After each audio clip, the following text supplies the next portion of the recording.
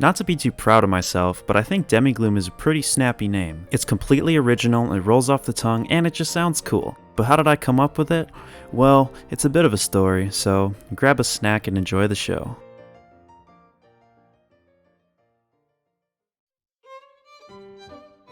The exact date the word Demigloom popped in my head is unfortunately not documented, but I know that it was somewhere in early 2020.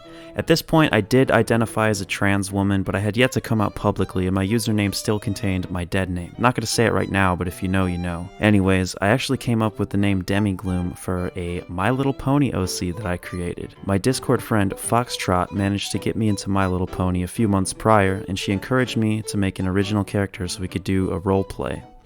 The first character I made was a red Pegasus named Melody, and I was going to use her to represent me. I made her in a flash game called Pony Creator that didn't have a whole lot of customization options, but I did my best with what I had. Shortly after, I decided that she didn't accurately portray my appearance, nor did she match my personality, so I decided to give it another shot. I created an orangish brown unicorn that was super ugly, but I felt like he represented who I was better.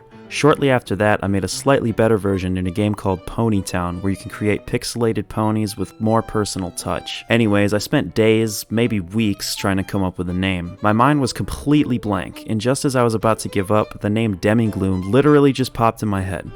I couldn't tell you why.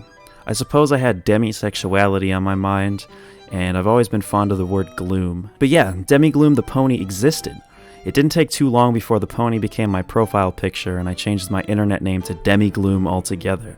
I didn't like my soon-to-be-dead name all that much, and I began to grow attached to Demigloom. People naturally started calling me Demi, and I liked it a lot. Fun fact, I didn't even know that Demi was a real name. Believe it or not, I had never heard of Demi Lovato or Demi Moore at the time. Perhaps if I would have, I wouldn't have called myself Demi, because anytime I introduce myself as Demi, people find a way to mention Demi Lovato. It's actually pretty hilarious that I thought I actually invented the name Demi. Like most people, I spent the majority of 2020 indoors, and being indoors is pretty much synonymous with being online for me. I spent so much time on Twitter and Discord that I literally began to feel more attached to my username than my, at the time, real name. As I started to come out as trans to the people around me, I asked to be referred to as Demi, eventually rejecting my legal name altogether. It took a few months, but eventually my name was just Demi. That was who I was, plain and simple. I actually didn't know that Demi was traditionally short for Demetria, and once I found that out, I pretty much instantly adopted Demetria as a first name, still going by Demi for short, of course. In case you're curious how I got my last name, Joplin, I decided to name myself after Scott Joplin, the famous ragtime composer. I actually played one of his songs in the beginning of this video. I recommend you check him out. Anyways, I hope this backstory was at least a little bit entertaining. I'm currently editing my first video essay, and it should be out sometime in the next few weeks. Take that with a grain of salt though, I'm notorious for taking a long time with these things. But yeah, leave a like or dislike on this video, all feedback is appreciated, and until next time, stay safe and stay mindful.